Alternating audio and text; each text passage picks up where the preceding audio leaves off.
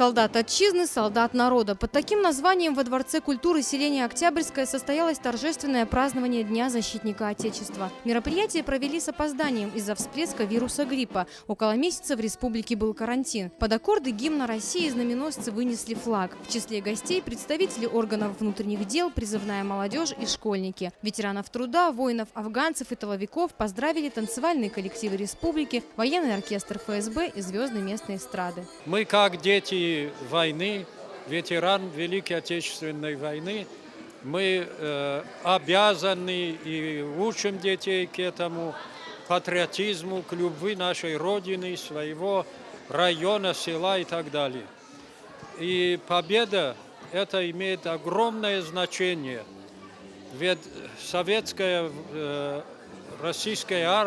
армия защитила не только Россию, не только Советский Союз, но весь мир от фашистской чумы.